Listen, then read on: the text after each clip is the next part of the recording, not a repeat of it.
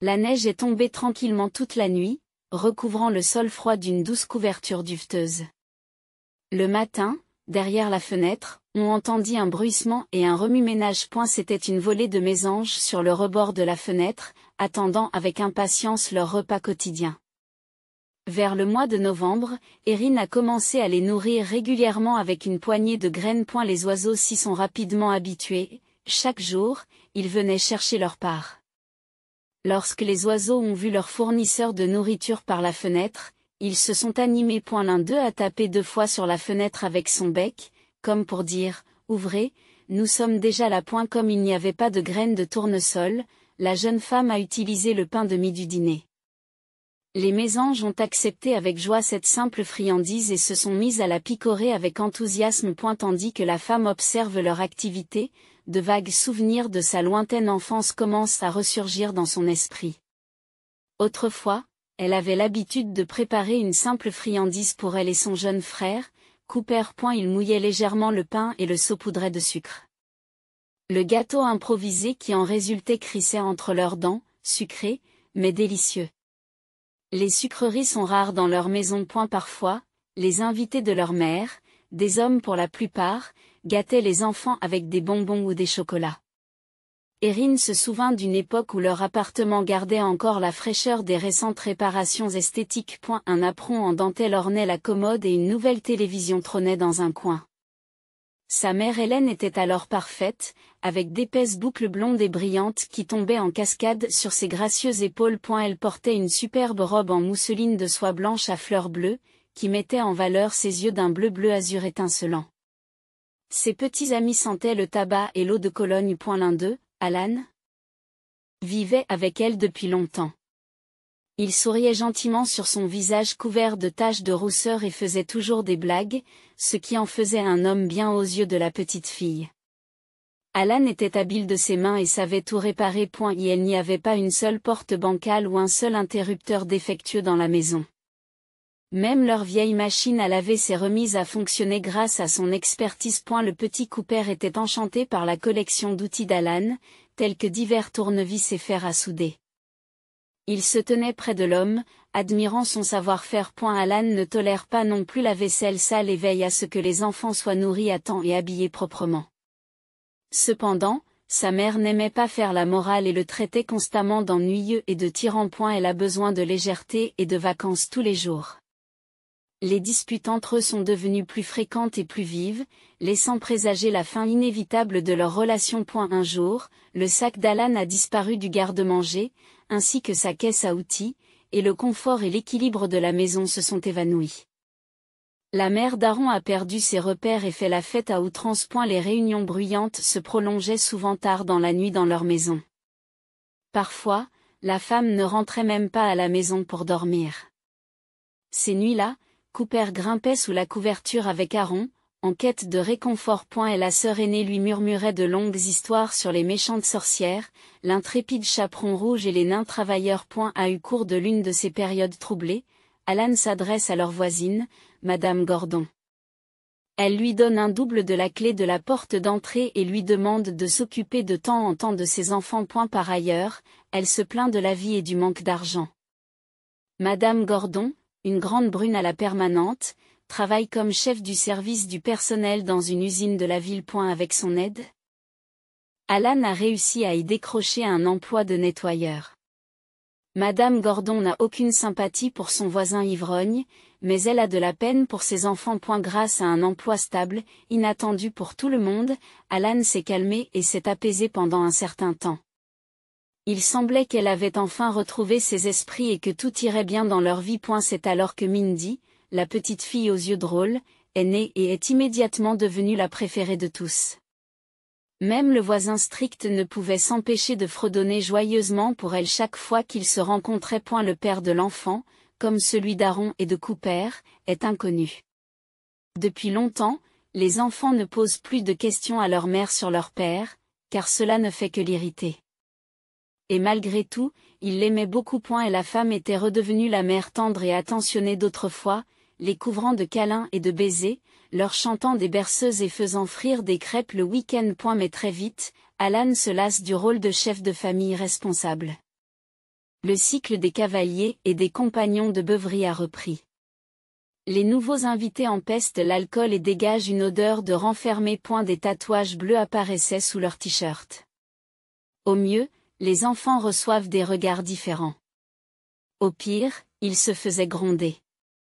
Et les amis présents de leur mère n'ont jamais apporté de cadeaux aux enfants. Les soins de Mindy ont été entièrement transférés aux enfants plus âgés, Aaron supportant la majeure partie du fardeau sur ses épaules fragiles. L'argent était extrêmement rare. Pour faire face à tout, elle doit parfois sécher l'école. Mais son ingéniosité naturelle et son esprit curieux l'aident à maintenir de bons résultats scolaires. Les intérêts de l'adolescente passent au second plan et ses quelques petites amies disparaissent de sa vie. Sa mère semble avoir essayé de se noyer dans l'alcool pour engourdir son âme dans une frénésie alcoolique. Même si ce n'est que temporairement. Elle néglige complètement son apparence.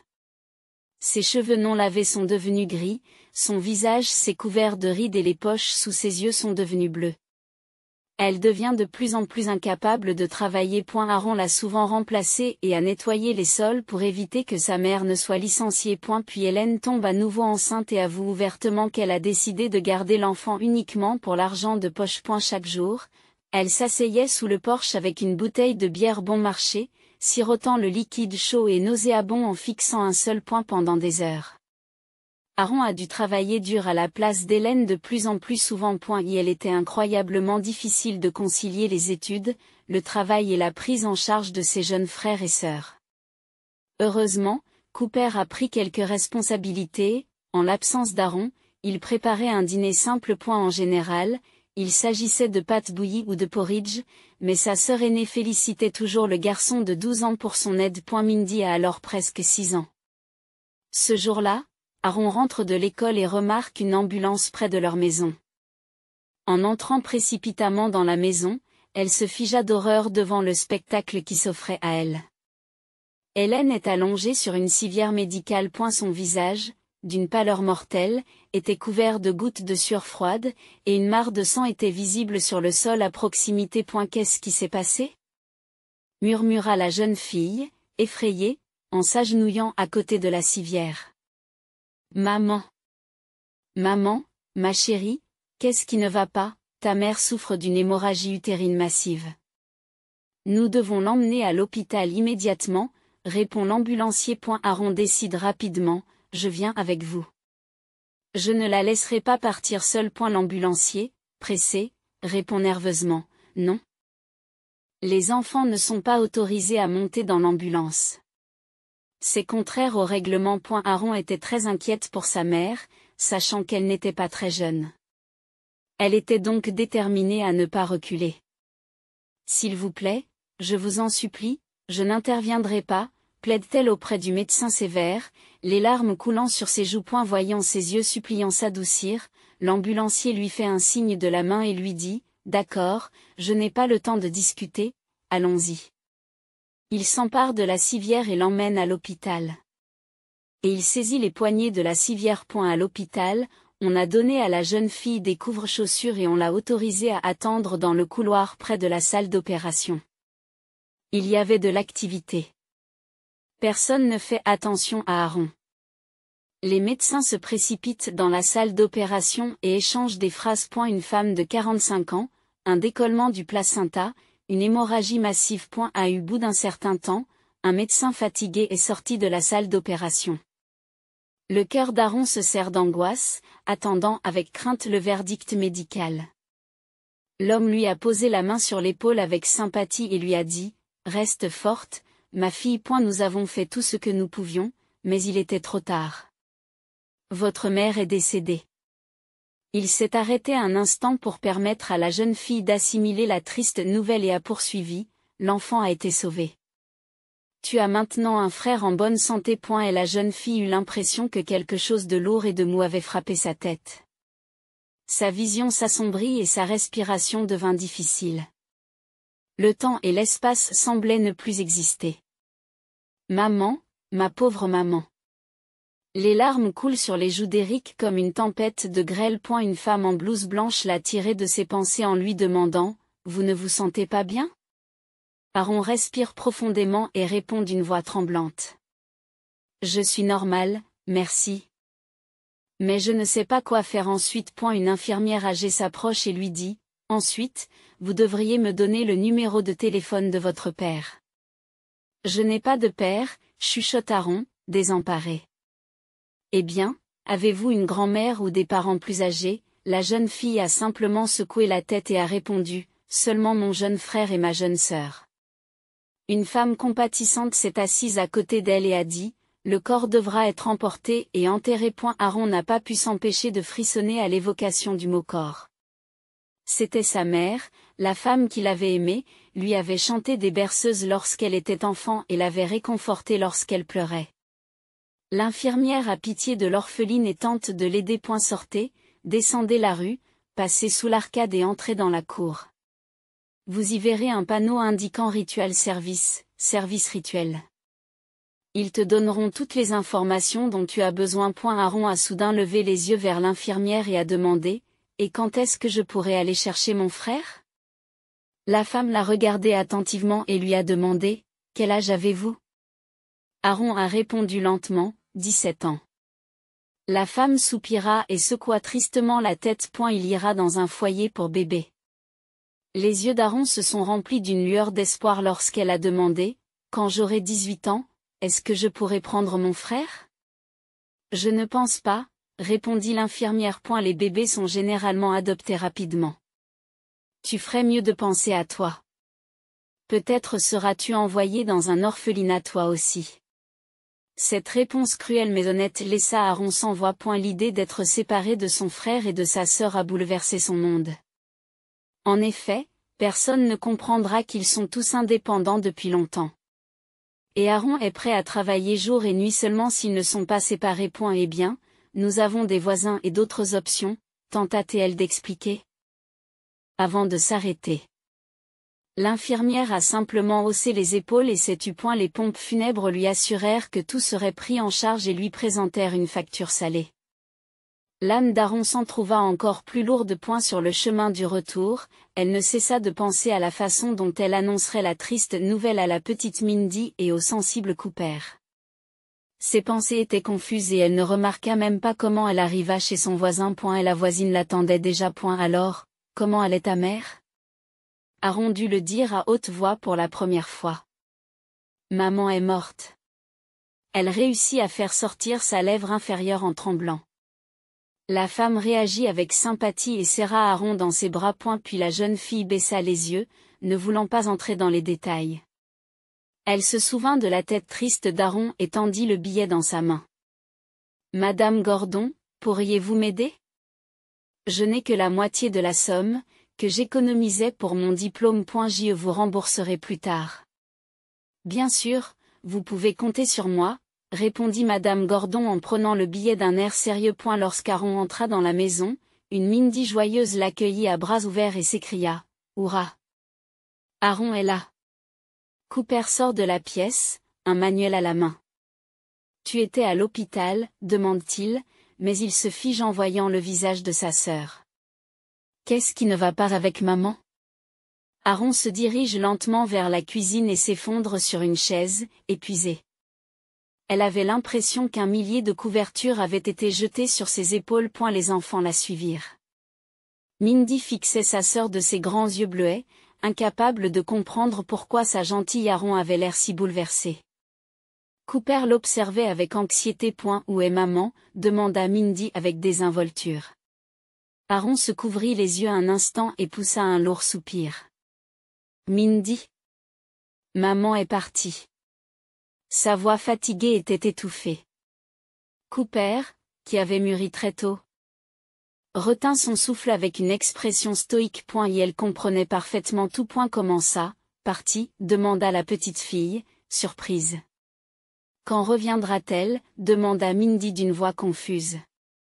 Elle s'est envolée dans le ciel. Répondit Aaron, se souvenant d'une scène de film où la mort d'un parent était expliquée à une jeune héroïne. Sur la lune?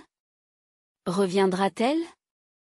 Mindy la bombarde de questions. Elle ne reviendra pas, mais elle veillera sur nous d'en haut tout le temps, et nous vivrons ensemble amicalement.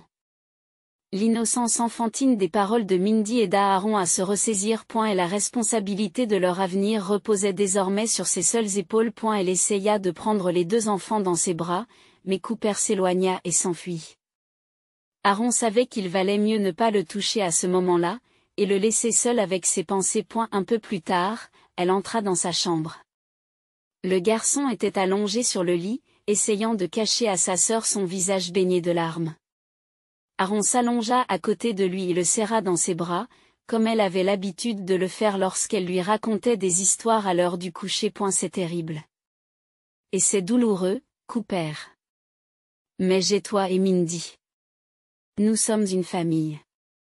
Nous traverserons cette période d'ombre ensemble, n'est-ce pas?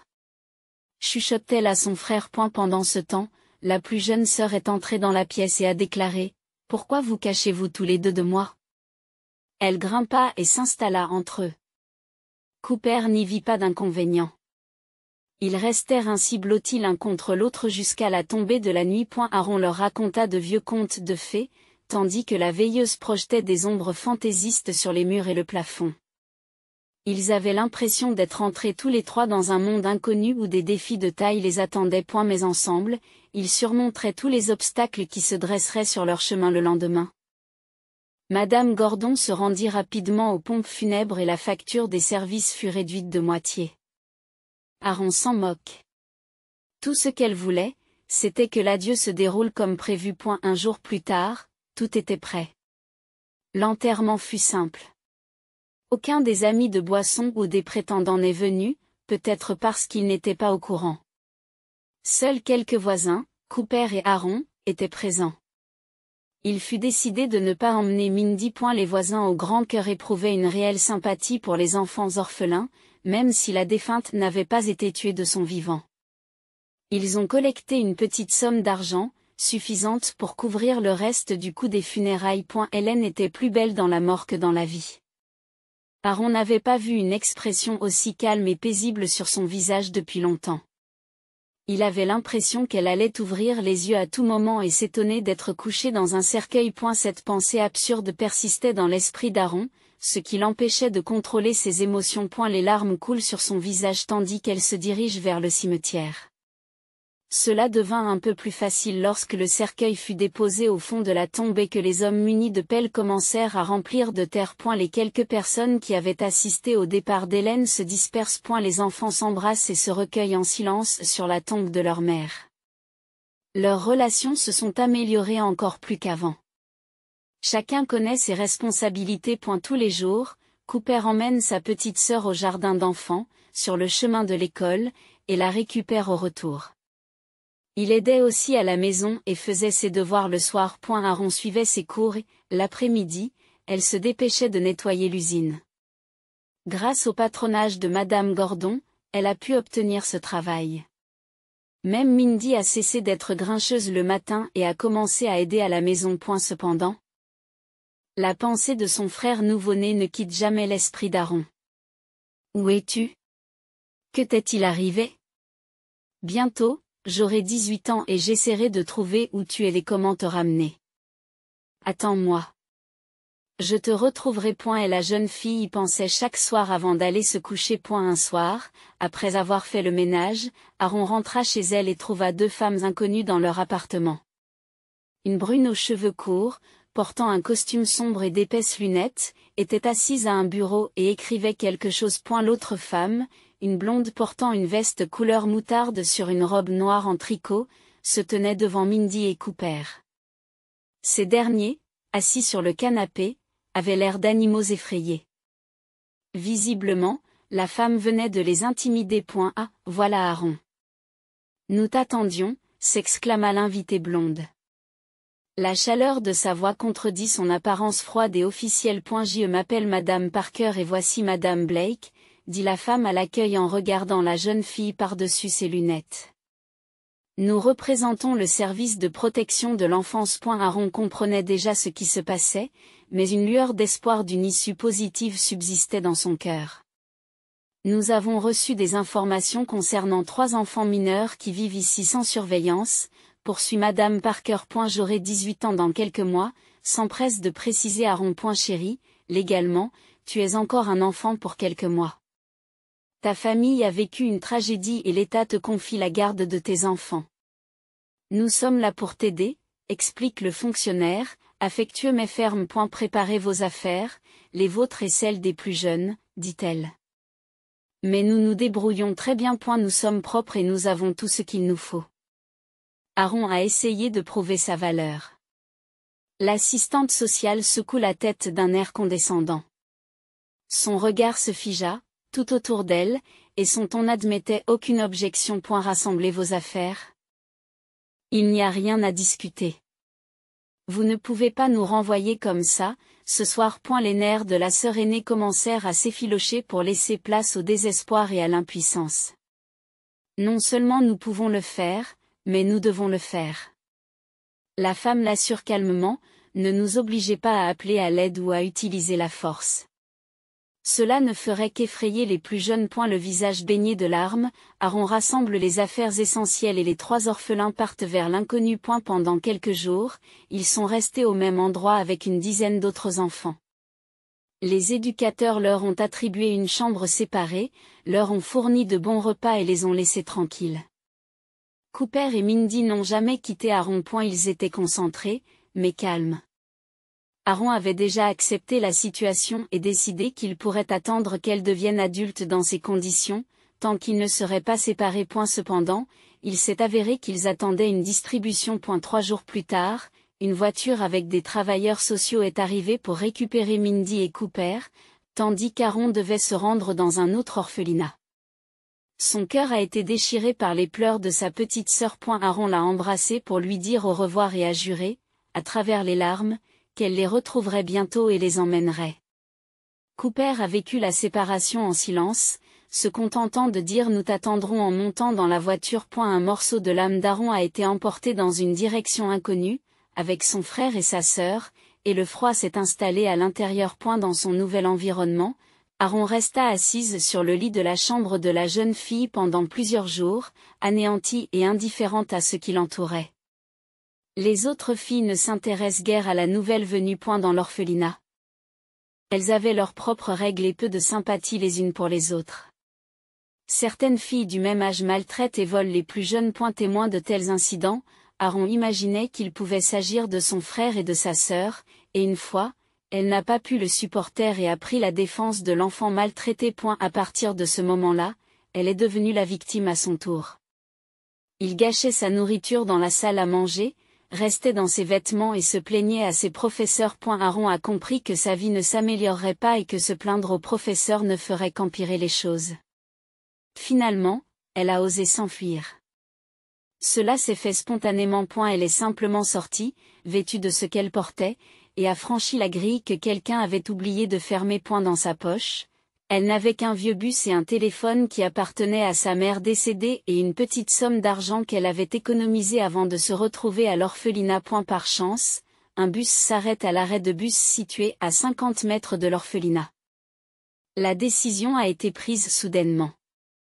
Elle a eu l'impression de voyager pendant une éternité dans un endroit lointain, sans aucun plan. Et la jubilation d'une libération inattendue a vite été remplacée par l'incertitude quant à la justesse de ses actions. Alors que de petites et jolies maisons aux toits colorés entourées de verdure remplacent les gratte-ciel esthétiques, le bus s'arrête soudain à l'un des arrêts et le chauffeur annonce bruyamment l'arrêt final. Le bus débarque ses derniers passagers, fait demi-tour et s'en va, laissant derrière lui un nuage de poussière.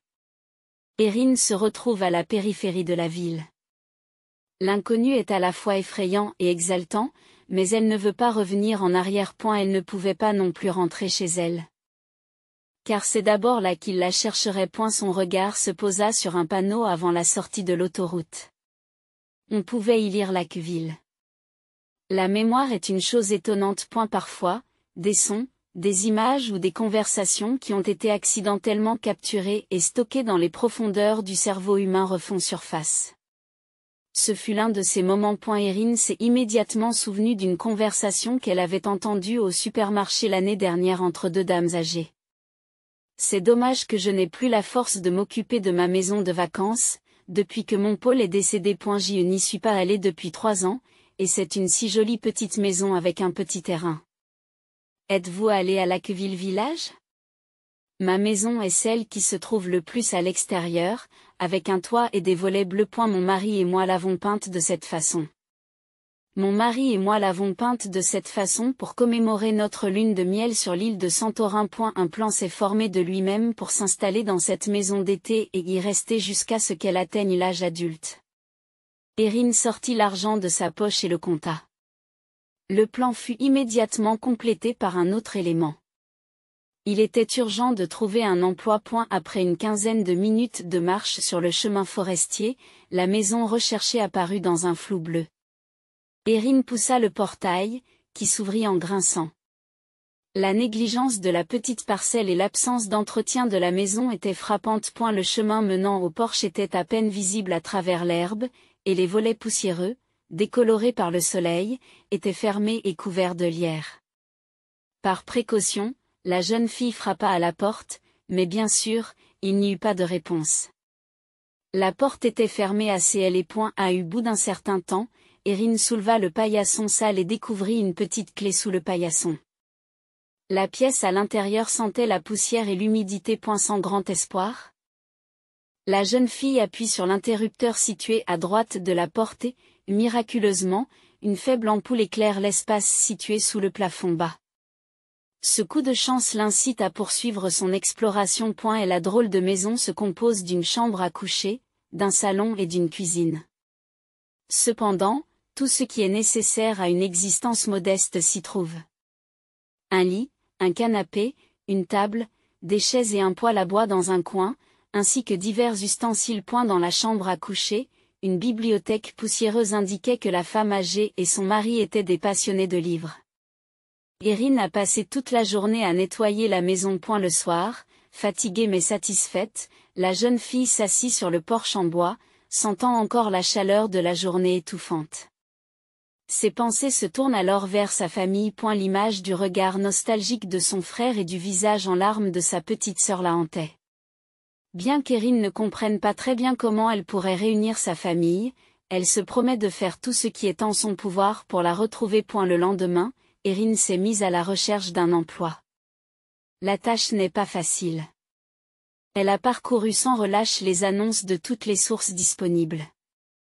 La plupart des offres d'emploi exigeaient un passeport. Après avoir pesé le pour et le contre, Erin a décidé de proposer ses services en tant qu'aide-soignante dans la section des annonces gratuites. À sa grande surprise, le lendemain, son téléphone a sonné et une voix féminine joyeuse lui a dit « Bonjour, je vous appelle à propos de l'annonce. Je m'appelle Brenda. Êtes-vous toujours à la recherche d'un emploi d'aide familiale ?» Erin s'empresse de préciser « Oui, mais j'habite loin de la ville. » À sa grande surprise, la femme a répondu avec enthousiasme. « C'est excellent. Cela vous intéresserait-il de travailler à domicile ? Mon mari est cloué au lit et cela fait un moment qu'il veut aller au village. Bien sûr. J'ai promis une rémunération équitable, et je peux même payer un supplément si nécessaire. Après un moment de réflexion, Erin accepte. C'est bien. Donnez-moi l'adresse, et je viendrai faire connaissance et régler les derniers détails, dit Brenda. 3 heures plus tard, une Jeep rouge s'est arrêtée devant le portail. Brenda était une superbe brune vêtue d'un pantalon moulant et d'un chemisier rouge vif. Ses cheveux noirs rehaussés, ses lèvres siliconées et ses cils anormalement longs lui donnaient l'apparence de quelqu'un qui avait probablement passé beaucoup de temps dans les salons de beauté. L'apparence sobre d'Erin, son absence de maquillage et ses cheveux blonds foncés tressés semblaient répondre aux attentes de la jeune femme en matière d'aide-soignante. Brenda, craignant de se salir, regarda autour d'eux. La modeste demeure avec une pointe de dégoût. C'est génial. C'est parfait. Marmonna-t-elle, surprenant la future aide-soignante. Les tentatives d'Erin pour discuter de l'état de santé et des soins du mari de Brenda ne donnèrent aucun résultat. La femme se contenta de sourire et de dire « Oh, je m'inquiète, vous apprendrez à vous connaître et vous discuterez de tout demain matin. » Le lendemain, une voiture spécialisée est arrivée et 2 infirmiers costauds ont transporté l'homme handicapé sur un brancard dans la maison. Après avoir déposé un petit sac contenant ses affaires sous le porche, ils sont partis sans dire un mot. Et la jeune fille était désormais seule avec un inconnu dans une maison inconnue. Le nouveau locataire avait une trentaine d'années, une barbe hirsute et une expression épuisée sur le visage.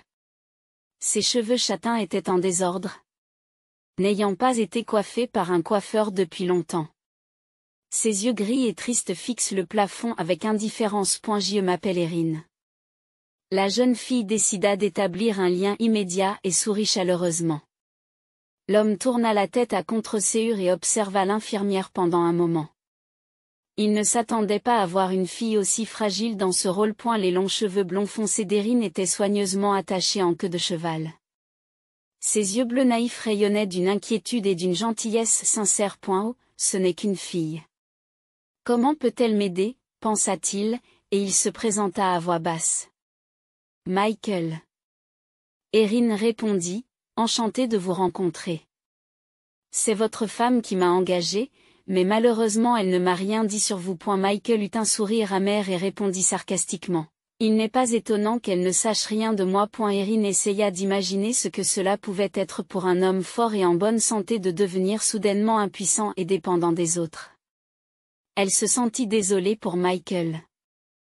Elle s'assit près du lit et demanda, « Peux-tu me dire ce qui s'est passé ?» Sa franchise et sa naïveté enfantine l'ont conquis.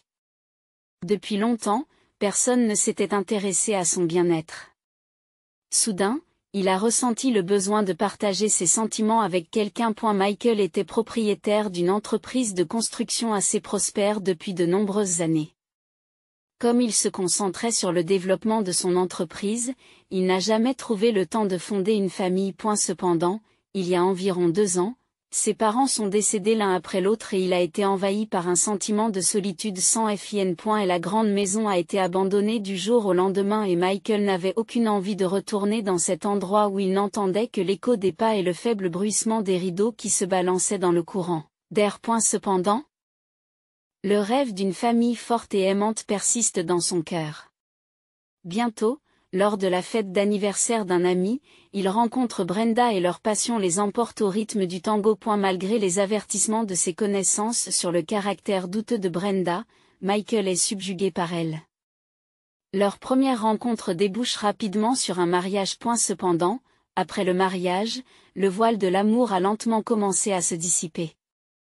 Brenda n'était pas faite pour la vie de famille. Elle n'avait aucun désir d'enfant et préférait passer son temps en dehors de la maison, loin de son mari. Les clubs, les fêtes et le shopping constituaient l'essentiel de ses rêves. Après une longue journée de travail, Michael rentrait souvent dans leur maison sans vie et réchauffait une part de pizza périmée de la pizzeria voisine. À sa grande honte, il ne comprenait pas pourquoi il avait épousé Brenda. Leur relation s'est détériorée et Michael a fini par parler de divorce. Pour éviter de perdre son mode de vie aisé, Brenda a promis de changer. Pendant un certain temps, elle s'est efforcée d'être une épouse tranquille et domestique. Mais Michael a senti qu'elle manquait de sincérité et le couple s'est éloigné. Il y a 2 mois, un désastre inattendu s'est abattu sur le couple. Michael a été cambriolé et brutalement battu sur le pas de la porte de son bureau. Les médecins ont réussi à lui sauver la vie, mais sa blessure à la colonne vertébrale l'a laissé handicapé. Son corps est devenu presque incontrôlable et les rares mouvements qu'il pouvait faire étaient extrêmement difficiles et provoquaient des douleurs atroces. Le pronostic du médecin est décourageant. Les conséquences de la blessure le confineraient au lit de façon permanente. Les agresseurs n'ont jamais été retrouvés. Les caméras de sécurité étaient éteintes ce jour-là et il n'y a eu aucun témoin. Brenda ne lui a rendu visite à l'hôpital que 2 fois. Essentiellement pour discuter de l'avenir de l'entreprise. Les employés de l'entreprise se sont plaints de l'ingérence de Brenda dans les affaires de Michael. Ses tentatives de tout reprendre ont échoué car elle n'a pas d'expertise dans le secteur de la construction. L'entreprise ne survit que grâce au projet passé. Et la dépression s'installant, Michael se désintéresse de tout. Son monde s'est effondré. Même en rentrant chez lui, les choses ne se sont pas arrangées. Brenda l'accueille avec un faux sourire et tente de le convaincre de vendre l'entreprise avant qu'il ne soit trop tard. De plus, La jeune femme ne cachait pratiquement plus la cause à son amant. Michael se sentait physiquement répugné par le fait d'être sous le même toit qu'elle. Il était prêt à partir n'importe où, même au bout du monde. Lorsque Brenda lui proposa de quitter la ville, il accepta immédiatement. À ce stade, il ne se souciait plus de rien. Il y allait pour mourir. Tu seras mieux dans la nature. Une infirmière s'occupera de vous. Dès que j'aurai vendu l'entreprise, je viendrai te voir tout de suite. Vendons aussi la maison. Pourquoi avons-nous besoin d'un bâtiment de 3 étages maintenant? Se demanda Brenda. Michael resta silencieux. Le dégoût qu'il éprouvait pour sa femme l'empêchait de parler. Lorsqu'Erin entendit son histoire, elle fut choquée et voulut l'aider de toutes les manières possibles, mais elle ne savait pas comment. Voulez-vous que je vous prépare quelque chose? Fut la seule chose qui lui vint à l'esprit. Michael sourit gentiment pour la première fois. Après sa confession sur sa vie ratée, il se sentait soudain léger et libre. Je veux des pommes de terre sautées. Répondit-il. C'est ainsi qu'ils ont commencé à vivre ensemble. Erin s'occupait habilement de son protégé. Elle cuisinait, nettoyait et lavait. L'homme se sentit enfin assez fort pour essayer d'améliorer son état. Et elle se souvint de tout ce que les thérapeutes lui avaient dit et commença lentement à faire des exercices. Michael ne voulait pas l'accabler et faisait des efforts incroyables pour se déplacer, même si chaque mouvement lui causait une douleur insupportable. Avec l'aide d'une canne, il peut maintenant faire quelques pas. Chaque pas est douloureux, mais il refuse d'abandonner. Il ne voulait pas paraître inutile et impuissant aux yeux d'Erin. Avec le temps, Michael avait développé de forts sentiments pour cette jeune femme attentionnée et compatissante, mais il ne savait pas encore comment gérer ses émotions. Le soir, elle allumait des bougies parce que la petite lampe n'éclairait pas suffisamment et il lisait de vieux livres laissés par le vieux propriétaire de la maison. Ils entamaient ensuite de longues conversations sur divers sujets et Michael décrivait les pays qu'il avait visités. Lorsqu'il n'avait plus rien à se dire, ils s'asseyaient ensemble en silence et observaient les ombres étranges qui dansaient sur les murs. Un lien fragile et spirituel s'établit chaque jour un peu plus entre UX. Et la jeune fille admire cet homme intelligent et digne de confiance. Un soir, elle décida de lui raconter sa triste histoire. Michael resta silencieux pendant un long moment avant de lui dire « Ne t'inquiète pas, tout ira bien ». Pour une raison ou une autre, la jeune fille le crut. Elle se rendit compte qu'elle aimait cet homme depuis longtemps. 2 âmes solitaires au destin tragique ont été réunies. Quelque temps plus tard, Brenda arriva à nouveau, accompagnée cette fois d'une femme étrange qui semblait être son opposé. Et la femme était de petite taille, portait un costume d'affaires noir et une grande mallette en cuir. C'est la notaire. Brenda la présenta nonchalamment à Erin à l'entrée et son regard déterminé et assoiffé de sang révéla ses intentions. En voyant Michael au lit, Brenda a été déconcertée. Michael, tu as l'air en forme. Son ton ne pouvait cacher sa surprise et son irritation. Rencontrons Anubar. Elle nous aidera à rééditer les documents. Pour la réémission des documents, qu'est-ce que tu veux dire? Michael fait semblant de ne pas comprendre ses intentions. Chérie, nous avions un accord, tu te souviens? Nous avons décidé de tout vendre pendant que ton entreprise est encore à flot. Nous aurons ainsi de l'argent pour poursuivre ta rééducation et vivre décemment. Mais nous devons nous dépêcher. La situation de l'entreprise empire et j'ai déjà trouvé un acheteur pour la maison. Je souffre loin de toi et je dois faire tout ce travail au lieu de m'occuper de toi. Finissons avec ce fardeau et je pourrai enfin me consacrer à TOI.ET pour t'épargner cette peine. Nous avons décidé qu'il serait préférable de le mettre à mon nom pour que je puisse le faire. Chérie, toi et moi en avons déjà discuté et tu étais d'accord. Je n'ai rien accepté et je ne te céderai rien. Le visage calme du mari exaspère la femme égoïste. Mais Michael, nous en avons discuté et j'ai tout arrangé. J'ai même amené un notaire. Tu n'as qu'à signer. Elle s'obstine à le presser. Et elle n'y aura pas d'accord. Répondit fermement l'homme en s'adossant à son oreiller. La conversation avec Brenda avait aggravé son mal de tête déjà sévère. Mais tu n'as plus besoin de tout cela. Tu es comme ici pour le reste de ta vie. Mais je suis encore jeune. Je dois encore vivre. Brenda l'a dit avec colère, incapable de se contrôler. J.E.T. dit tout ce que je voulais te dire. Michael ferma les yeux, espérant que Brenda quitterait au plus vite son sanctuaire temporaire. Brenda regarda le notaire, l'implorant silencieusement. Mais la notaire secoua la tête. Se mordant la lèvre, l'épouse se calma au prix d'efforts visibles et tenta de se justifier. Michael, je suis désolée. Je m'inquiétais pour toi. C'est pour cela que j'ai craqué. Repose-toi. Mon cher. Repose-toi. Je reviendrai plus tard. Et la délégation officielle est partie immédiatement. Avant de partir, Brenda s'est approchée d'Erin et lui a chuchoté, « Écoutez, j'ai peut-être oublié de vous le dire quand je vous ai engagé, mais l'état de mon mari ne fera qu'empirer. Le médecin a dit que rien ne pourrait l'aider. Vous n'avez pas besoin de faire tant d'efforts. Il suffit de verser un peu de bouillon dans un bol une fois par jour, et je vous paierai davantage. Beaucoup plus. J'espère que vous me comprenez bien maintenant. » Brenda plongea son regard dans les yeux clairs de la jeune fille. Puis elle partit dans sa belle voiture, laissant derrière elle l'odeur persistante de son parfum de luxe. Erin frémit devant de telles admonestations, mais reprit rapidement son sang-froid. Elle ne laisserait pas Michael s'inquiéter, surtout après une visite aussi inattendue. La pièce était encore imprégnée du parfum luxueux de Brenda. Et la jeune fille ouvrit grand la fenêtre, s'assit sur la chaise près du lit et posa sa paume sur le front de Michael. L'homme ouvrit les yeux et le mal de tête commença à s'estomper lentement. « Quelle chance j'ai de t'avoir, Erin, » murmura-t-il tendrement, en serrant doucement sa paume étroite dans ses mains. Il la porta lentement à ses lèvres et l'embrassa doucement.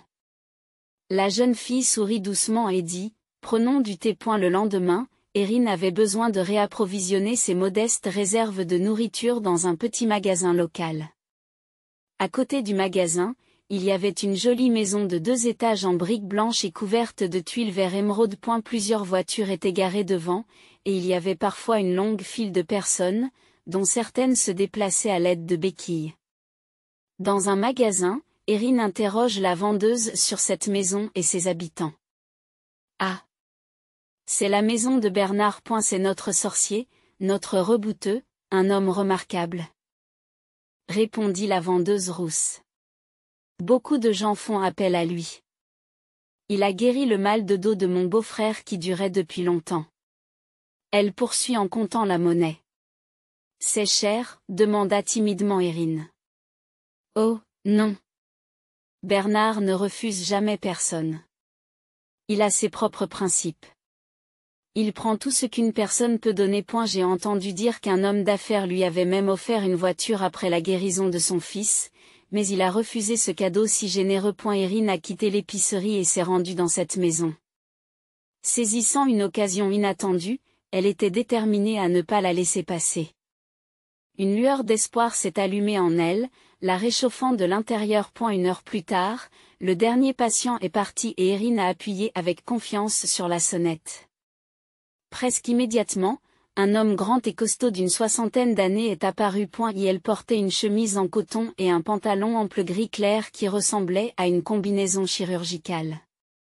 Ses mains puissantes ressemblent à des pelles et pourraient probablement tordre un fer à cheval sans effort. Bonjour, vous êtes Bernard ?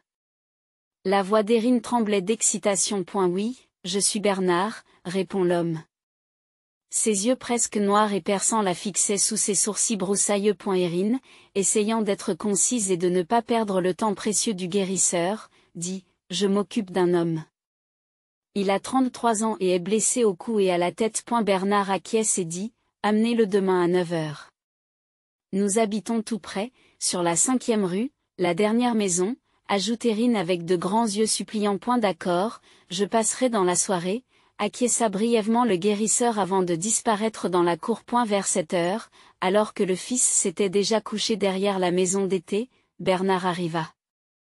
Il examina soigneusement le nouveau patient, sondant son cou, sa tête, puis descendant la colonne vertébrale jusqu'au coccyx. Michael a crié de douleur à certains moments. Erin s'assit dans un coin, se sentant comme un moineau dans le froid, son cœur se brisant à chaque bruit de douleur. Oui, il n'est pas trop tard. De quand date la blessure? Bernard demande attentivement, en regardant le patient dans les yeux. Il y a 3 mois, répond Michael. J'y vois, dit sérieusement le guérisseur. Voulez-vous vivre? Oui, je le veux, répondit Michael avec le même sérieux. Ce ne sera ni facile ni rapide, a déclaré Bernard.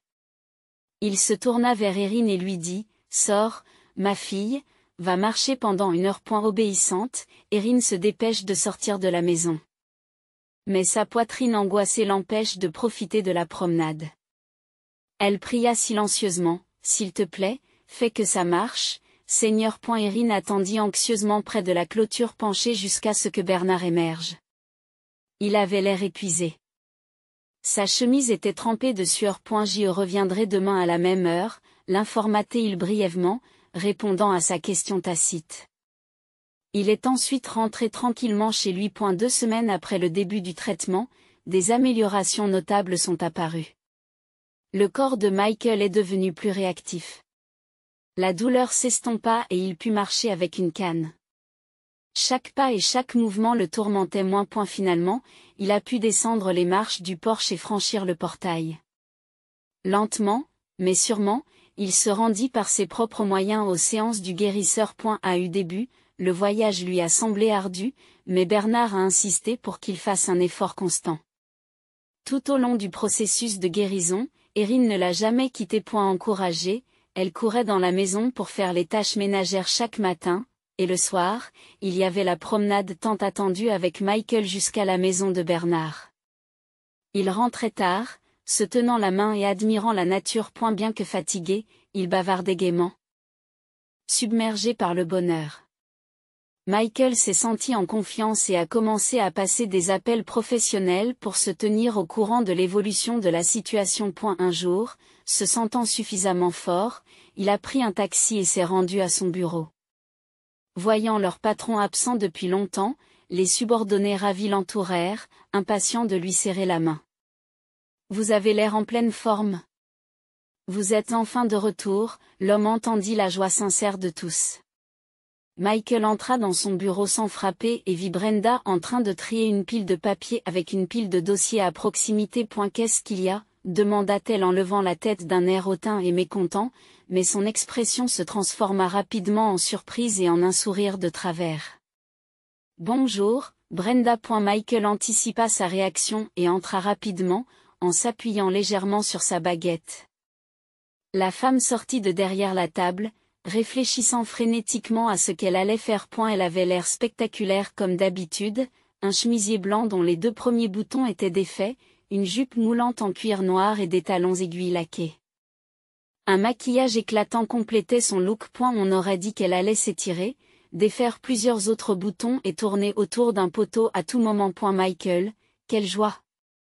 Quelle bonne influence la vie à la campagne a eue sur toi. Et tout cela grâce à moi. Explique-t-elle, se remettant rapidement de sa surprise et tentant de serrer son mari dans ses bras. Oui, grâce à toi, sourit Michael en s'éloignant d'elle. Qu'est-ce que tu cherches, Michael? J'essaie de sauver notre entreprise. Je m'en occupe lentement. Elle répondit en feignant le reproche. Nos affaires, dit Michael d'un air narquois, en se rendant à la table et en s'asseyant sur sa chaise. Tu n'as plus à t'inquiéter. Je prends tout en main et te libère d'un tel fardeau. Oh, Michael, je suis là depuis plusieurs mois, jour et nuit. À travailler sans relâche pendant que tu es en vacances dans la nature. Elle fait mine de s'indigner et fronce ses lèvres pulpeuses avec rancœur. J'ai entendu, Brenda, ce que vous avez fait jour et nuit. Alors, prenez vos affaires à la maison, et je vous verrai au tribunal. Oh, et j'ai enfin rencontré la fille de mes rêves. C'est elle qui m'a sauvé. Après avoir dit cela, Michael poussa un soupir de soulagement. Il avait enfin dit tout haut ce qu'il ressentait depuis longtemps. Et la brune sulfureuse devint violette, réalisant qu'elle n'avait plus rien à faire là. Non, tu ne te débarrasseras pas de moi si facilement. Elle se dit avec colère et sortit en claquant bruyamment la porte. Les employés de bureau avaient probablement deviné ce qui s'était passé dans le bureau du directeur. Ils murmurèrent d'approbation et se mirent à rire quand elle partit. Cela exaspère encore plus Brenda. Tout ne s'était pas déroulé comme prévu à cause de cette méchante course. Brenda ne peut plus réprimer sa rage. Assise dans la voiture, elle décroche immédiatement le téléphone et compose le numéro de l'aide-soignante. « Ah, espèce d'ingrate !» hurla-t-elle dans le combiné au lieu de saluer. « Qui t'a demandé de l'aider ? J'ai déjà presque tout fait. J'ai persuadé mon amant et son ami d'attaquer Michael. Et il a accepté de vendre l'entreprise.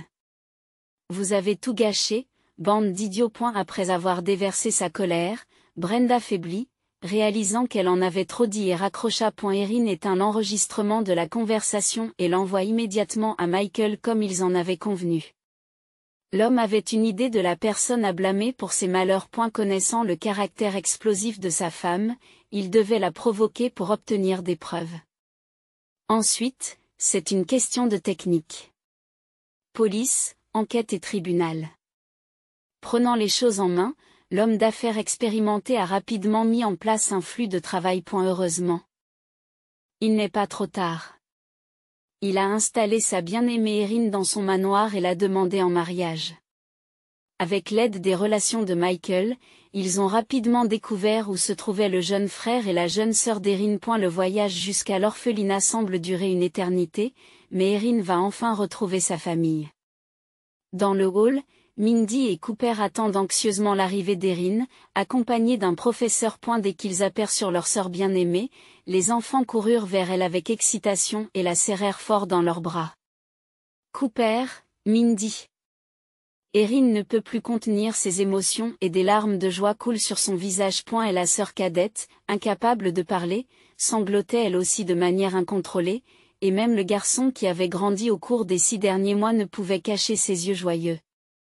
Il était impossible de rester indifférent à ces retrouvailles réconfortantes. À l'approche de Noël, toute la famille se prépare avec enthousiasme à la fête. Michael a ramené un énorme sapin de Noël, avec l'aide de Cooper, l'a installé dans le grand salon, près de la cheminée. Tout le monde s'est amusé à décorer l'arbre avec des boules colorées, des glaçons étincelants et des guirlandes brillantes, le transformant ainsi en un spectacle magnifique. Ils ont réfléchi au menu de la table de fête, commandé des cadeaux, ri et joué. Au milieu de ces activités joyeuses, une pensée continue d'occuper l'esprit d'Erin. Où était son plus jeune frère ? Qu'était-il devenu ? Sentant la nostalgie de sa femme bien-aimée, Michael commença secrètement à rassembler des informations sur l'enfant. Un jour, en rentrant du travail, il pose les documents sur la table sans préambule. Erin le regarde avec surprise. Elle s'appelle Tommy, et il est à la maison des bébés. Il n'a pas encore été adopté, mais des parents potentiels sont en train d'être examinés.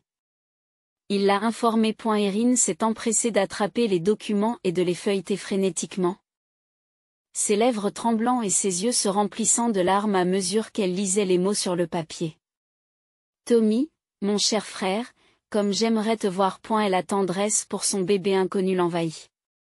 Elle serra son mari dans ses bras avec reconnaissance, les larmes coulant sur son visage. Merci, ma chère, d'avoir trouvé des informations sur lui.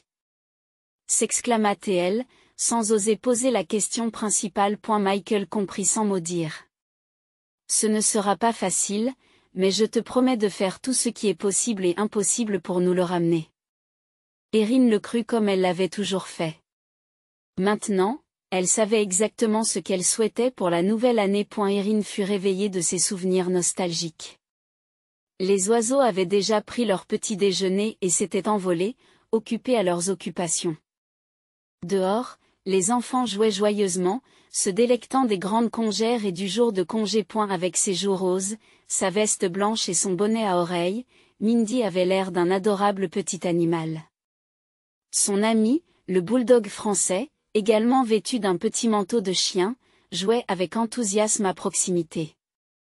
Ensemble, Ils construisaient une énorme grotte de neige. Le bruit de leurs rires joyeux et les aboiements du chien emplissaient le quartier.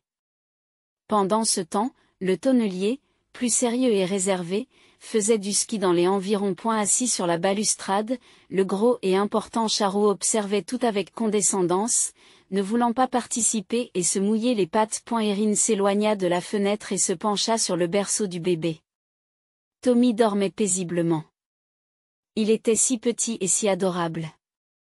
Il n'était revenu que récemment dans la famille, mais c'était comme s'il n'était jamais parti. Soudain, Erin a senti un battement dans son ventre, comme un petit oiseau. Elle savait qu'une autre vie se développait en elle. Un autre être humain précieux. Un sentiment de tranquillité et de bonheur envahit la jeune femme. Maintenant que tous les êtres qui lui sont chers sont proches, elle sait sans aucun doute que le bonheur réside dans la famille.